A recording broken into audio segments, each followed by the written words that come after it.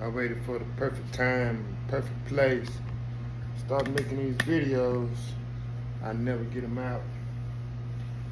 So I'm just gonna record. See right here, I'm gonna show you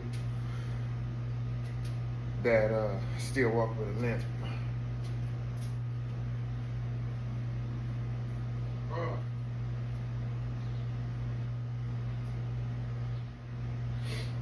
Was, but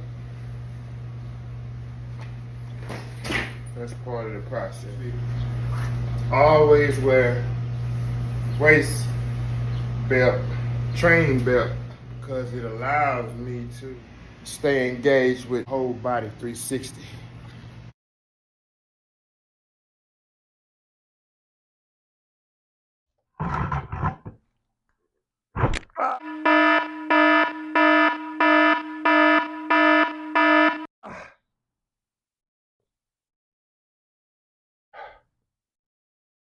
Woo.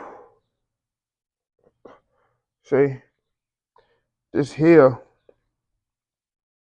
don't want to touch the ground. This is flat. I can pat it. That one, I can't. Oh, but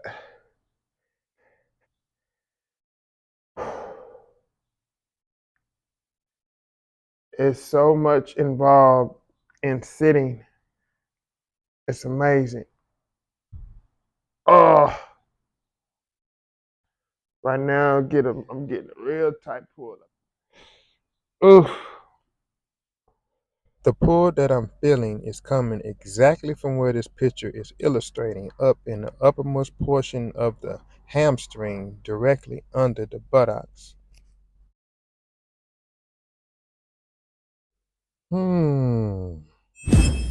I must add in right here before we get too far. I'm looking at this video. The reason why my heel don't touch the ground or want to be flat when I sit is because the Achilles, the calcaneus, the heel, the foot, it was a lot of scar tissue in the ankle area. Well, it still is a lot of scar tissue. As you can see, I have on a Band-Aid now, and it's a couple scars healing on it now. But because of that scar tissue in that area, that it had very little mobility in either direction. The mobility in that ankle was messed up, 360 all the way. Ankle messed up. Then the hip messed up and the knee is off, the shoulder and the neck, everything, both sides. Because I went for so many years of pain in that leg. A lot of muscle compensations occurred. But yeah, I just wanted to add that in before I get too far into this video.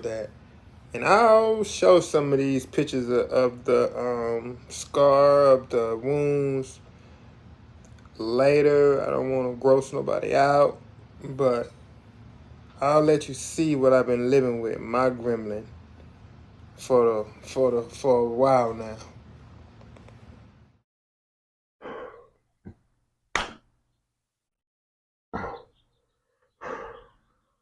Woo! But as you can see, as I'm relaxing my whole body, woo! The heel is going down. On the edge of this seat in the back.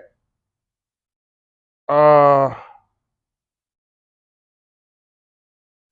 tailbone on this side. What I'm doing here is called muscle mining.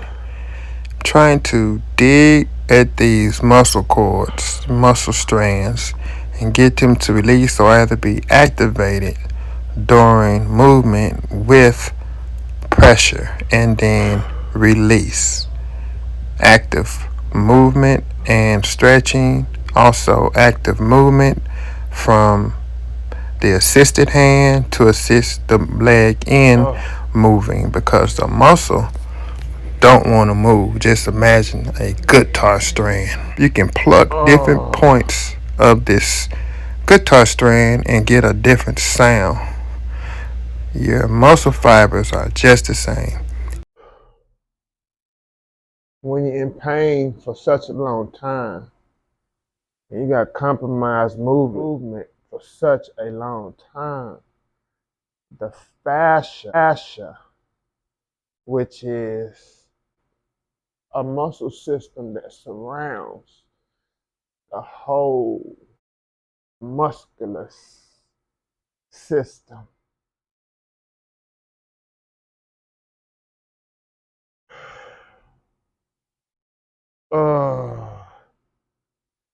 Now, at one point, I couldn't take, oh my goodness, no pressure. Oh, on that toe. Nothing. I couldn't take nothing touching that toe. Oh, that was a good get up. That was a good get up. Now let's check the sit down one more time.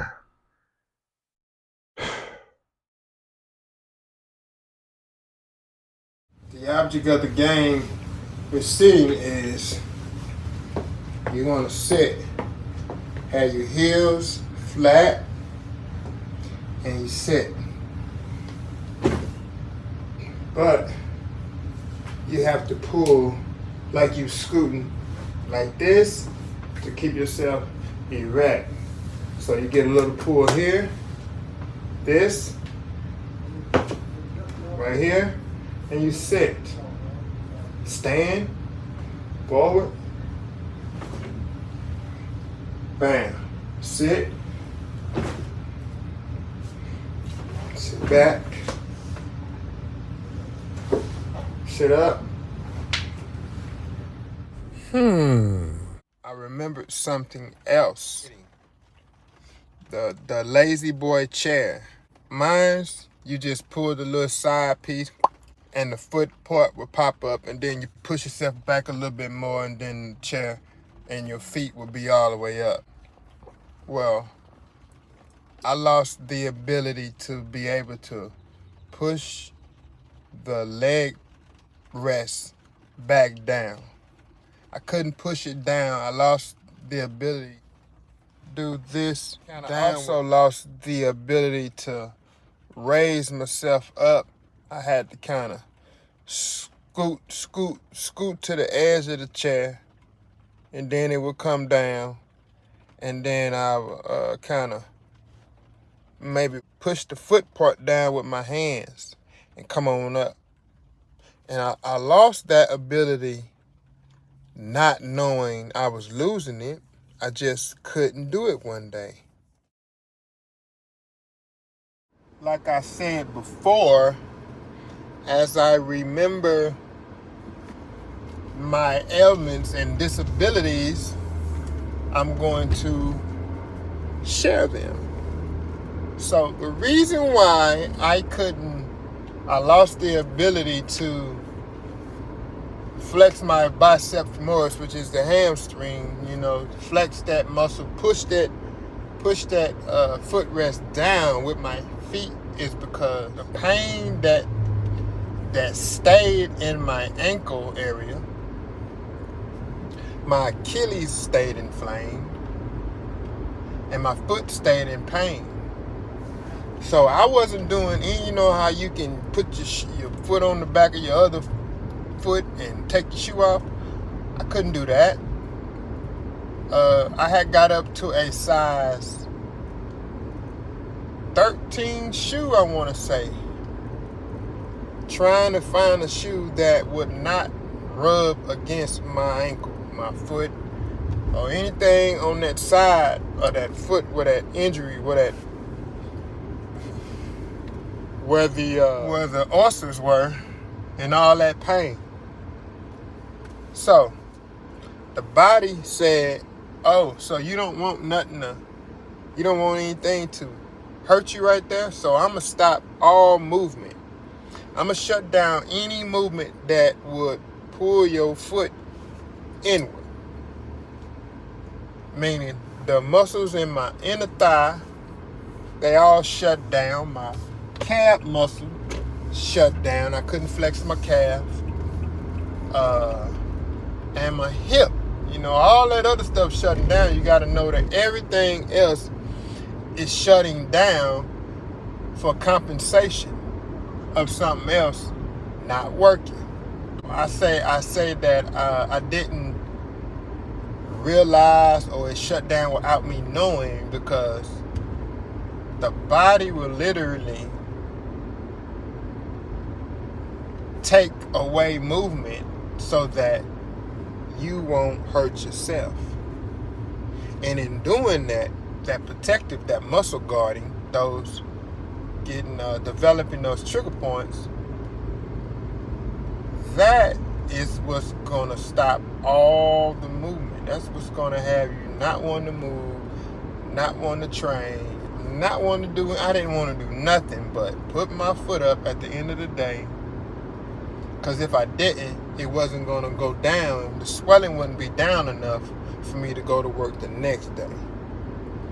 And that's when the ulcers start coming, when I would be reluctant to put my foot up and let the blood drain away from my foot. If I go to work like that, and then I kept going to work like that, and before you know it, I start, the skin got so tight that it started itching. I start scratching, and then I developed sore, and then it took off from there. Push the footrest down. And I started looking for the other kind of lazy boy, because it was to the point to where I figured I just better go and give me some assistance. And looking for the lazy boy that you don't even have to get up no more. It's going to get you up.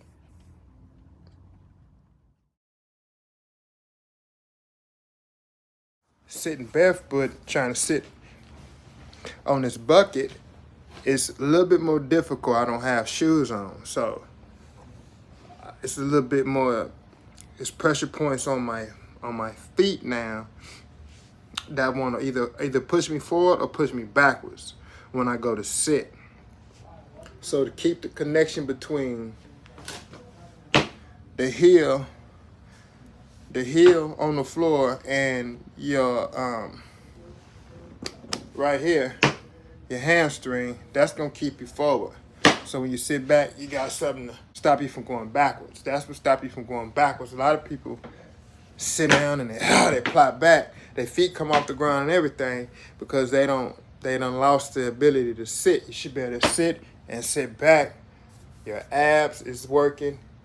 Your feet pushing to the ground. Your heels are pulling back, but at the same time pulling you up, keeping you erect. I'm gonna do a video pretty soon on people, how they sit, how they get up. And sitting and getting up is basic health. You need to know how to sit down. You need to know how to get up. You need to know how to get up off the ground. You need to know how to get down to the ground. But me as an 80-year-old man, or feeling like an 80-year-old man at one point, all that was difficult. So I had to relearn how to get up. Had to relearn how to walk. Had to relearn how to sit. I'm learning how to do these things now. But what I'm doing right now in this bucket is exactly that. I'm trying to, and then when I put my hand on my thighs, on top of my thighs like this, at one point I couldn't put, if I put any pressure right here on this leg, it would feel like fire. Fire would run down my calf and cause some kind of pain all the way down in here. If I just barely touched my thigh right here. So my body, I couldn't, when I sit down and use the toilet, I couldn't just lean over I couldn't lean over. I couldn't just basically lean over like this.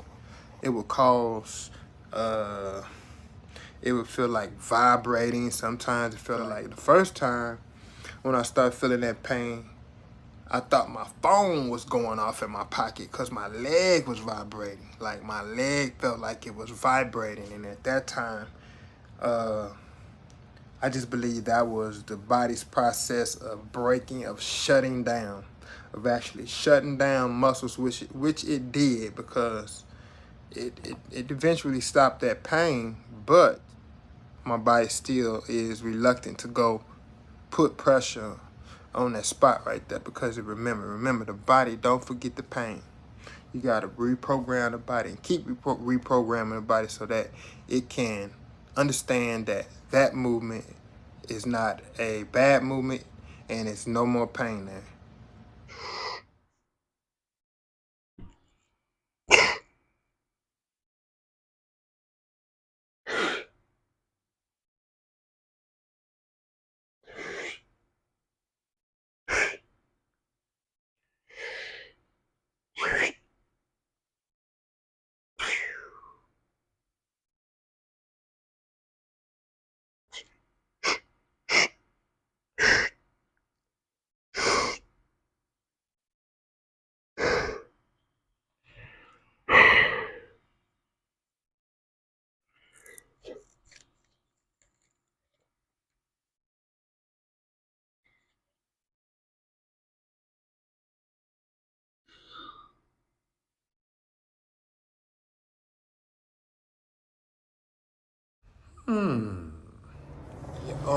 On this movement, the body pain brings the body in.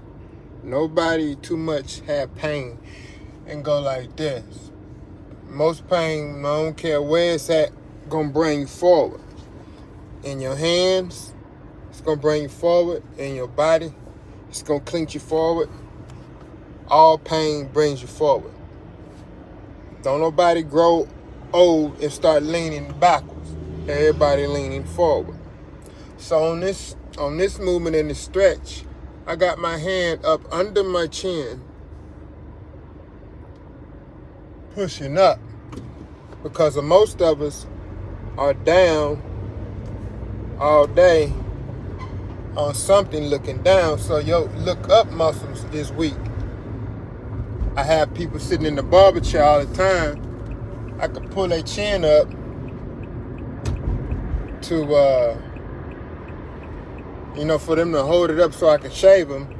I could pull it up and they'll eventually be back. I gotta lift the chin back up.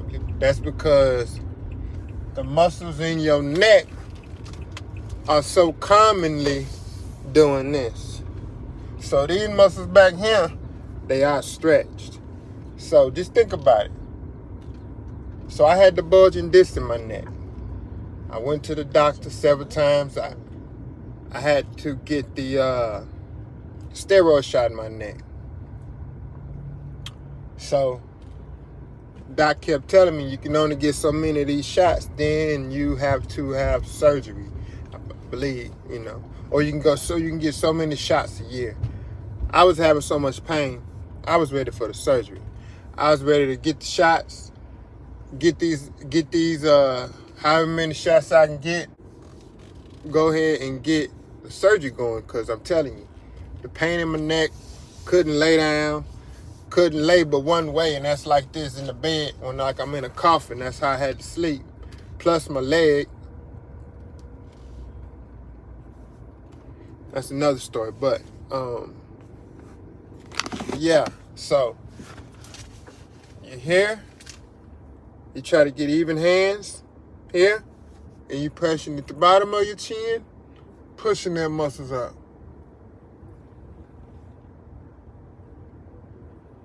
And feel them stretch out as you go up.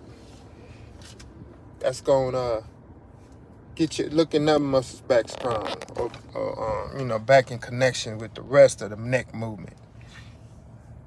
So yeah, what I was gonna say was, I had got to the point to where I was like, let's get this surgery going. But like I said, I started studying for that, my personal trainer stuff. So I start figuring out that muscles get weak, and when muscles get weak, you can create some space. If a muscle can create space where it's supposed to hold two bones in a certain position, and then the muscles get weak and allow space, then it's supposed to be allowed for that bone, and then you got a disc that want to come out. So you got the space, you got a disc sitting up in here. It got a certain amount of space it's supposed to be in up in here, providing cushion. and then the muscles get weak around these two bones, and then the disc get to slip out, and now you got your muscles pinching down, or the bones pinching down on the disc, a bulging disc. See what I'm saying? Bulging out. So I said, Doc, from what I've been reading, can can a bulging disc be reversed? Now I'm in the room, laid out on the table, got the machine, got him finna, put me stick the needle in my neck again. And I raise up one more time, look back, I'm like, Doc, can the bulging disc be reversed? He said, yeah. Get over here. Be still and let me stick you. Not no, yeah, you want to talk about that before we do this procedure? None of that. Kind of mugged me down back to the table and said, let me give you the shot. But that was the last shot, because I don't have a bulging disc in my neck no more, because I repaired it.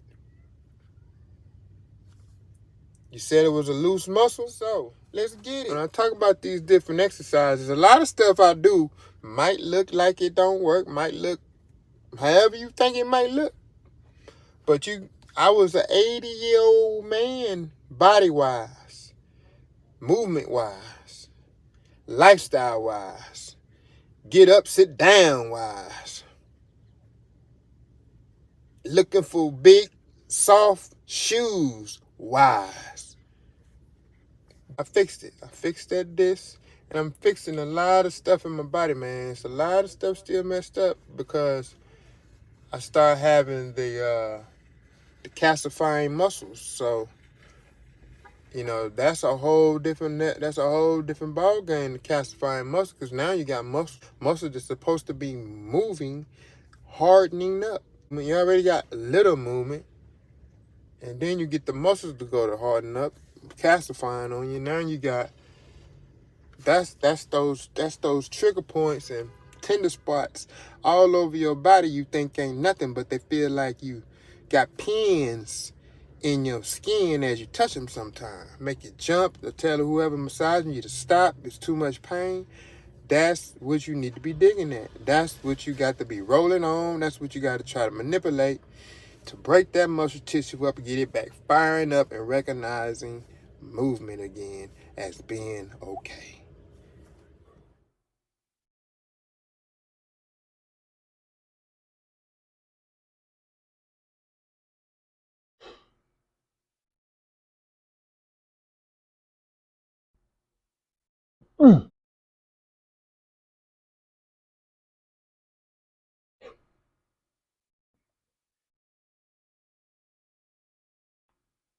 Oh.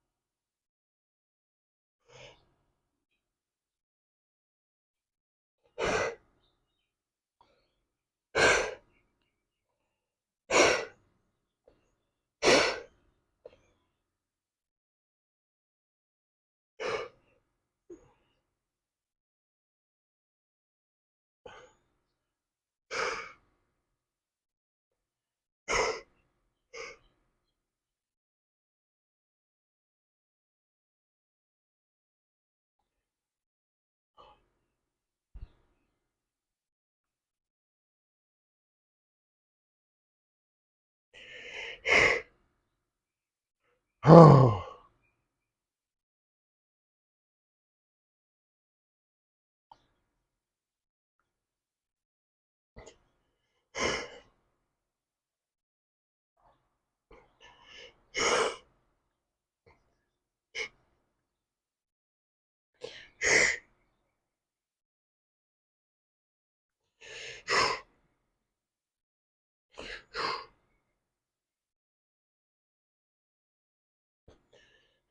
Oh.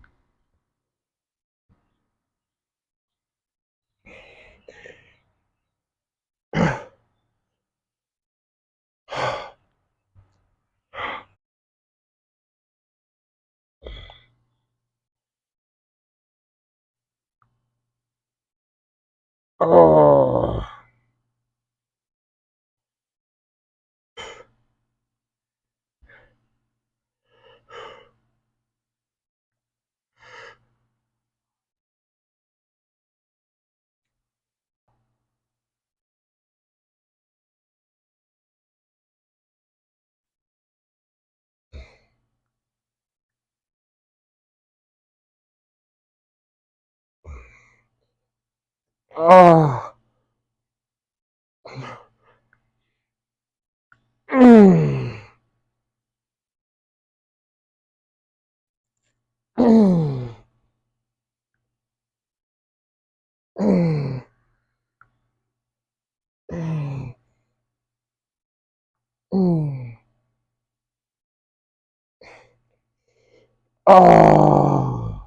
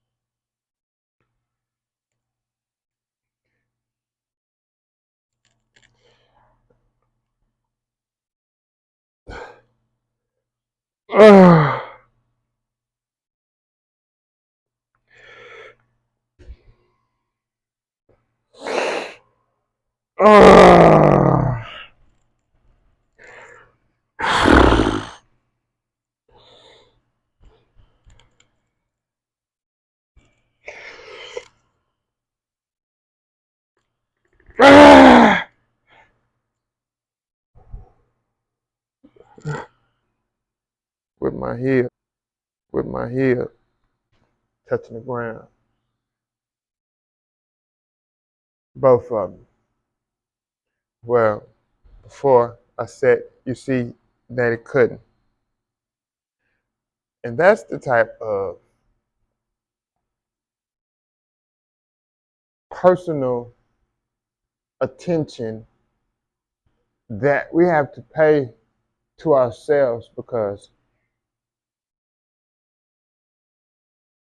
no one can go to the doctor and express all their pains and have those pains attended to. Not possible because they have somebody scheduled coming in right behind you. So there's no way you can go to a doctor, really like to a personal trainer, unless you got a personal trainer or a chiropractor or a doctor that is literally taking time with their patients. Because if you some a body type like mine, and you have so many different reasons why your body start malfunctioning, far as muscle signals. When I started going to the doctor, I was just in pain. Everybody's recovery from pain is going to be no one pain, an individual private story, because no one pain is the same.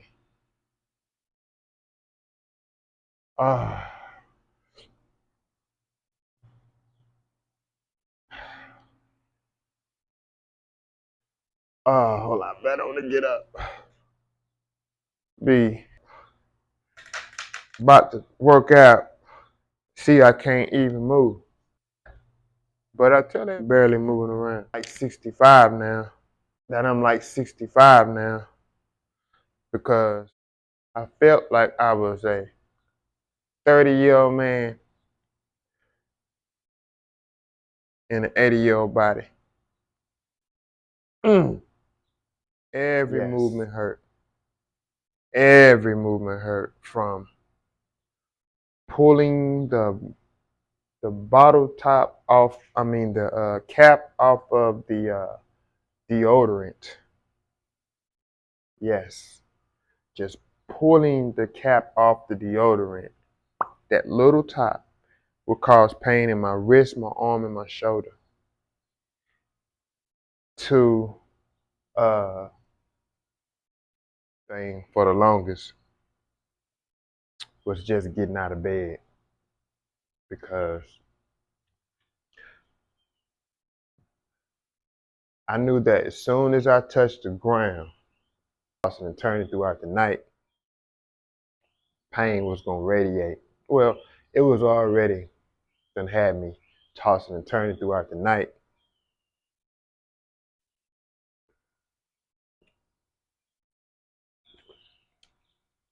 But to have to get up, I was stepping on carpet. But when you get to the bathroom, it was tile floor. I went to the doctors. They diagnosed me with what they diagnosed everybody with. I can't remember right now. It was the other thing where they tell you just get you. It wasn't that. Freeze the water bottle and roll your foot on it. That's what I was recommended, for that. Bursitis. Anyway, it wasn't that. It was my body shutting down. Started itching. Right here, this became circulation back by moving around and working. Circulation back by moving around and working out. So I had the first little start working their way down. It came down. Mess. I had several of them on top of this tattoo. Then they worked their way down, and then they just stay right here in this ankle area. And then I had like two of them back here. So got nerve damage in the back of this here.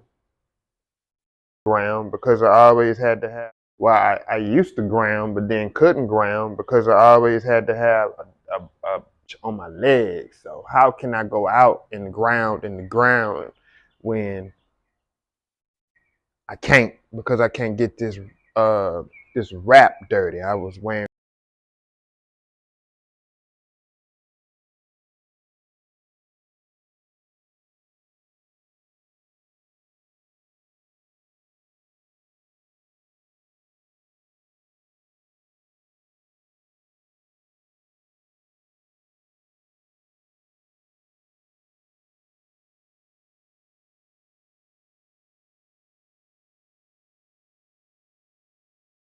One of the best parts about grounding is the therapeutic massage you get and the acupuncture effect you get, massage that you get from stepping on uneven surfaces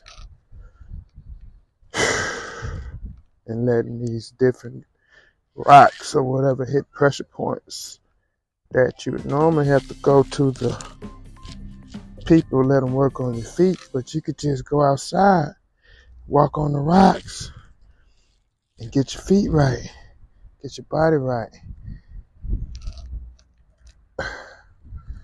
It's gonna hurt in the beginning, but your feet gonna get used to this.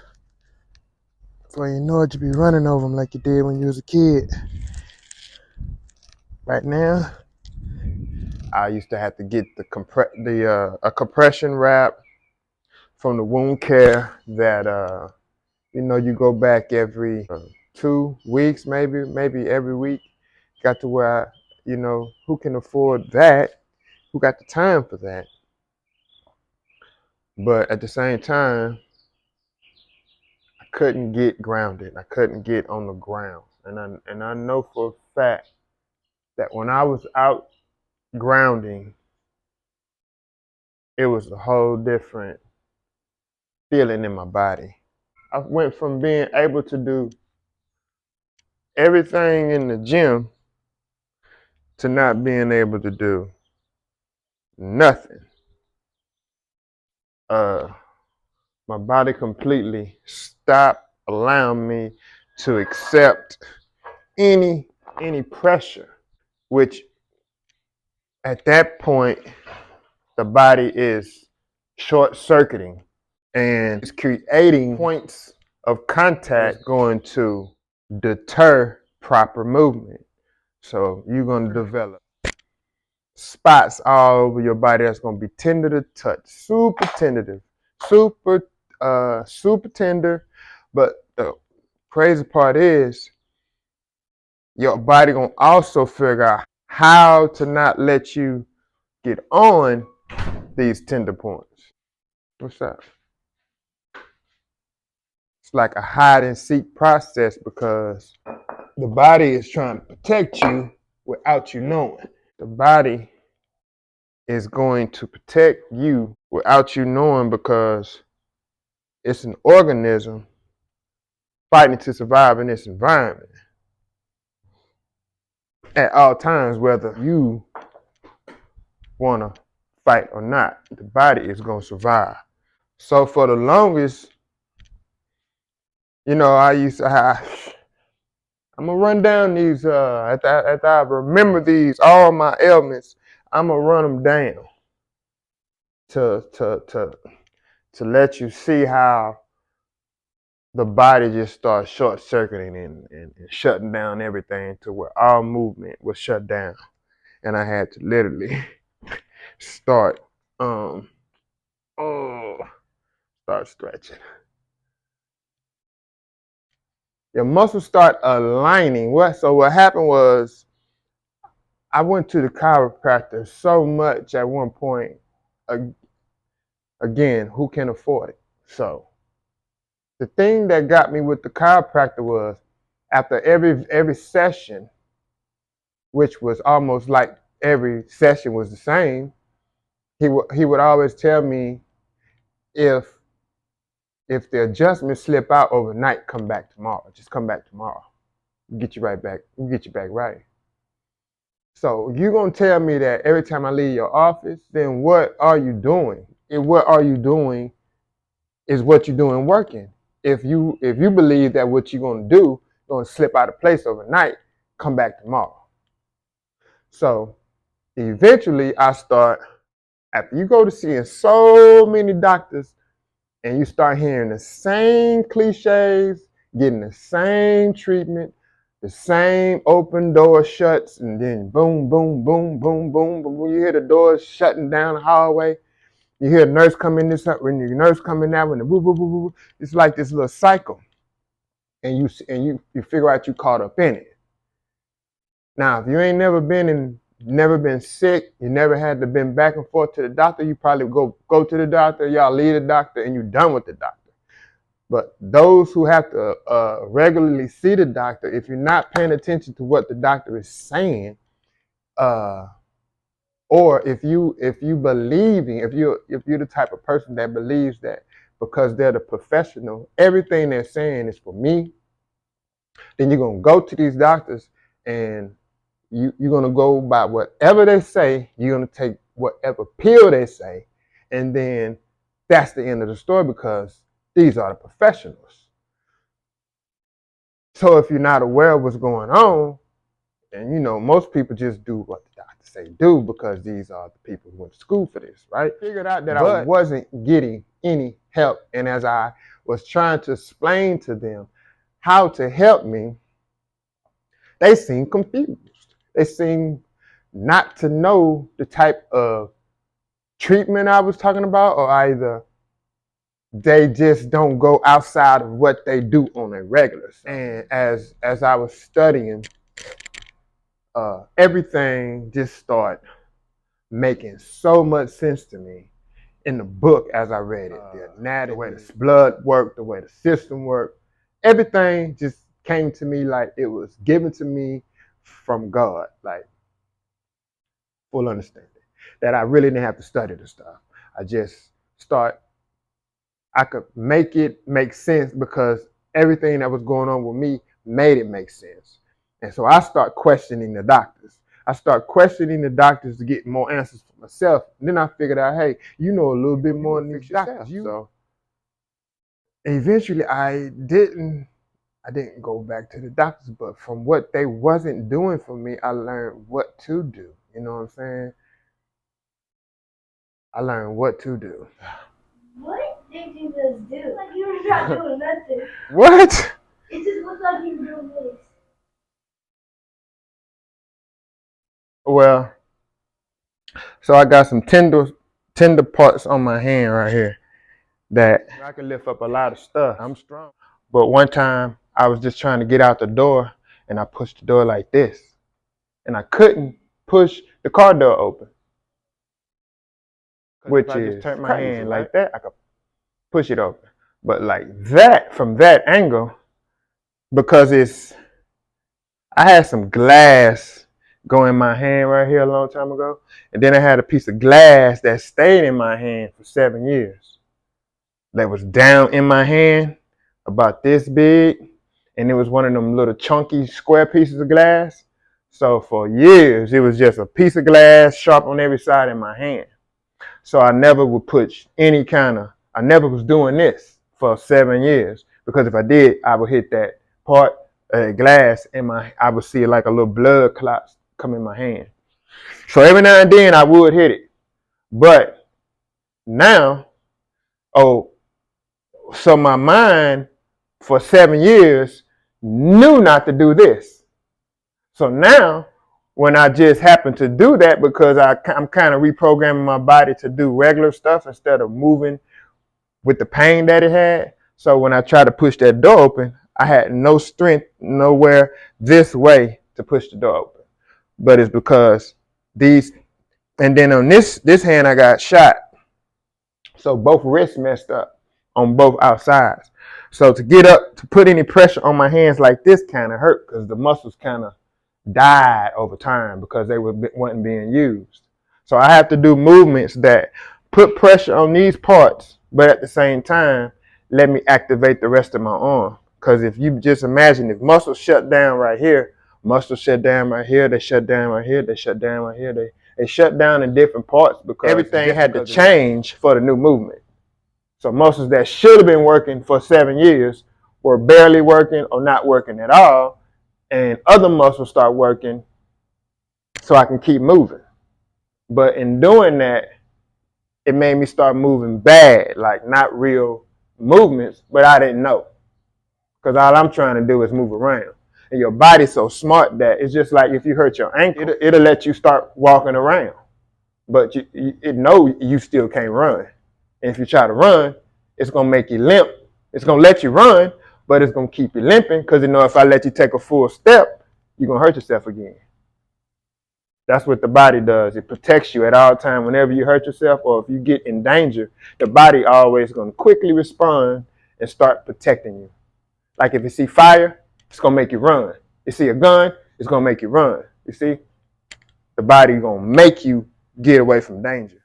So you're basically working already? Yeah, so since the muscles shut off kind of right here, all the muscles that kind of was up in here that would go with anything to me doing like this or like this or like that, all the muscles kind of went away. Now the muscles that help me go like this, like that, those are okay. You know what I'm saying? So it hurts more. Go down or to stop myself from going this way or that way. Mm-hmm.